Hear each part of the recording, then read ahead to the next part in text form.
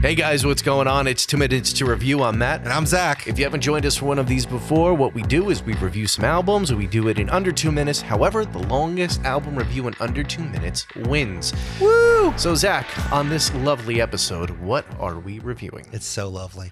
So we gotta admit something before we get started. We are a little late to reviewing this album. It is Blink-182's 9. And by the time you listen to this episode, it's probably been a little while since it's been out. Matt and I, we were talking a lot, and we both have strong opinions about the latest album from Blink-182. Album, literally number 9. So we wanted to take a little break in time. It's, the holiday season, so not as many new releases coming out anyway. So, Matt, I would like to review Blink-182's 9. Is that okay with you? Consider we've already set everything up. Yeah. And we're recording. I think it's okay. Okay, just want to double check. All Just right. want to make sure you're cool with it. Yeah, there was a lot of concerts, and then our 1 year anniversary of us having the podcast came around, and we were like, you know what? We've been putting out a lot of content. We need a little break. Yeah. So, we took some time to listen to this, and that's the thing. I think this album really needed some time. It did, and I wanted to listen to it a couple times just to make sure that I actually got what I was saying correct, and you'll kind of hear that in my review. But there was just so many great concerts that happened this year, and every time we wanted to record something, it was like, oh, there's another show. Well, there's also another show. And a lot of great albums that came out this year, too. Oh, so much stuff. Listen to an upcoming episode of our top 5 favorite albums to find out which ones we like the best. Yeah. A little plug there. But bringing it back to this episode. All the way back. You want to go first. I want to go first. All right. Ready? I got that stopwatch all ready to go. The Epic Footnote stopwatch available for sponsorship opportunities. Just email us at epicfootnote@gmail.com. All right. 3, 2, 1, go. So let me first start off by saying in 2016, when Blink-182 without Tom and with Matt in the band came out with California, I was really surprised. I was not anticipating to ever say, oh, I like new Blink-182. And I think the reason why I liked that album so much is because there was a relatively similar sound from the band's heyday, but it wasn't as if they were trying to act like they're the same teenagers in the parking lot at a punk show being goofballs. It was more so them being reflective of those days. Now, the reason why I bring that up is because we have this album called 9 that is frankly different in that, not just sound-wise, but to me, when I'm listening to the lyrics and I'm listening to the music, it's hard to listen to because it sounds like, whereas California was them being older 40-year-olds reflecting on their youth, 9 sounds like they're trying to be 20-year-olds talking about things that impact teenagers as if they are themselves teenagers. It sounds like the type of emo punk that you would expect a 20-year-old band a band full of 20-year-olds to do today. And it's just extremely off-putting because I can't take it seriously when Mark Hoppus is talking about topics that he can't relate to anymore. There's definitely some songs where the sound and the lyrics worked better, like Black Rain. Even I Really Wish I Hated You. I mean, it's fun, but there's just something. And another song on some emo shit. It's cute and there's some funny things to it, but it just sounds like they're trying way too hard. And for a whole year of them celebrating State of Enema being 20 years old, it's just kind of sad that instead of going to a sound that, of course, you want to evolve and you want to do different sounds, it just was a sad reminder of how hard they're trying to be relevant. Okay. And your star? As tempted as I am to even go as low as a 1 star, to be frank. Why do you want to be Frank? You're Zack. Frank just seems so cool. And I'm also going to fully admit, did I say it correctly? State of the Enema? No, Enema of the State. It's Enema of the State. All right, before everyone goes like, oh, Zack, you're not a true Blink-182 fan. I get it. I said the title wrong. Move on.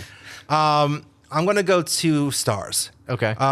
Because, and then I get it. Bands got to evolve and grow up, but it just sounds like they're trying too hard to be a younger emo pop punk band And nothing even against Matt Skiba. I mean, he's an awesome addition to it. And Travis Barker is still a great drummer. Oh, yeah. It's just, and it's not even like the songs are that great to really justify the change. Like Dark Side, I failed to mention, it's a fun song, but it sounds too desperate. Okay, fair enough. So that's where I'm at. All right, well, Matt, you're about to find out where I'm at. Let me take the Epic Footnote stopwatch out of your hands. We only have one. Are you ready? Drop it. Oof, that was close. Don't drop the soap. Where did that come from? Anyway, are you ready? I'm ready. 3, 2, 9. So, listening to the album, they really misnamed this album. It's 9. It's the 9th album. It's clever. They really should have named it On Some Emo Shit. This entire album, it is a very melancholy, I want to say teenage angst-driven album. It makes sense what they're trying to do, because obviously we are not the target audience anymore. We've passed our prime with Blink-182. We got what we got when they released Enema of the State and Take Off Your Pants and Jacket and all of that. Now, getting into this, I started to think about this a little bit deeper, because the songs, none of them captured me at all. Because, once again, I'm not the target audience on this one. They're trying to target teenagers again, and I think that's where they're trying to go. However, thinking about this a little bit deeper, looking at the album cover and listening to the songs, it almost kind of puts me in a place where, on the surface, like most things in society with social media, everybody puts up this nice, happy front and everything's all great and cheery. And then you open it up, you get a little bit deeper, and then you start getting into all of this heartache and angst and darkness and melancholiness. And I think that's way more interesting of a theory than what this album actually has to offer on just a musical level. The vocals are great. The production is great. Travis's drumming is always great. But as far as the messages and where this is with Blink, at least for me, it doesn't serve anything for me. I feel in no way, shape, or form anything for this particular album. So before I respond, because I think you made some really interesting points, star ranking. 2.5.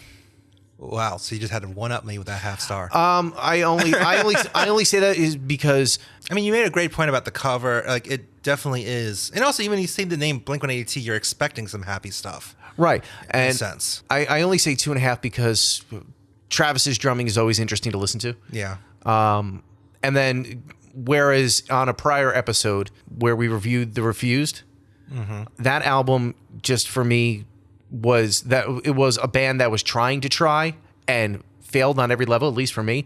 This one, you know, it's Blink. You know that they're going to get some, you know, they're going to be at least in some way, shape, or form like decent with production and sound and whatnot. So the production sounds good. Everything sounds good on this. But it doesn't sound like them either. Well, it sounds. I think it's in. From a sound perspective, it's an evolution, because this has to be an evolution somewhere. But and you mentioned the words teen angst. They're singing like a band that has teen angst, and they're a bunch of 40-year-olds. Right, but they're trying to portray teen angst. But that's just so like that's where they're going backwards. That's and I might have said it wrong. Correct me, but for them trying to push forward in their career, but going backwards with the teen angst and trying to target that audience. They're trying to speak to, I think, some of the issues that are out there, but all that really comes through with them speaking like that is, I miss a girl, and I wish I didn't have to see you, or like, what the hell is the song? Pin the Grenade, On Some Emo Shit and Hung Over You. I think those are the songs. They kind of just sound like like they had a night, and oh my God, I went out and all I heard was you. And all I thought about was you, because you were everywhere that I turned. It sounds like 20-year-olds wrote those lyrics, but that's gave what it to them. But it's just so sad, because like going back to California, they did a great job at sounding like 40-year-olds talking about their teenage years, where we can all relate. They went way too far back on But like, it's funny because like, even if you're a teenager listening to California, you could relate to that stuff, and you could still be an older fan and be like, yeah, I can relate to that as well. Absolutely. But like I said, that's where I think that this album fails, unless they're trying to speak to that theory that I had with the cover and then opening it up. I love that theory, but at the end, it all led up to a poor execution. It was. Because if you talked about like maybe some of your 40-year-old issues. You know, you're trying to still target the same people that grew up with you, and not trying to gain newer fans by trying to go back and talk about issues that you don't know anything about. I'm not going to pretend to know, what some of the issues today, like 19 and 20-year-olds have, because I'm not 19 and 20. I have my own problems. I've got a mortgage. But I don't need Mark Hoppus to tell me about that either. Right, exactly. Who can relate to more of the mortgage issues than he can to a girl dumped me last night. Exactly. But you know what, though? It doesn't matter. This is not 9 minutes to review. This is 2 minutes to review, and the numbers matter. So, Matt, tell me. Let me get the drum machine ready. The official Epic Footnote drum machine. Available for sponsorship opportunities. Your time, 2 minutes, 9 seconds. Too far. Too far. So you automatically win. Woo! Would you like to know anyway? Yeah. All right, roll up that drum machine. The Epic Footnote drum machine. Available for sponsorship opportunities email us, epicfootnote@gmail.com if you want to sponsor it. Matt, your time. 1 minute and 35 seconds. All right. So congrats. You won again. Yeah.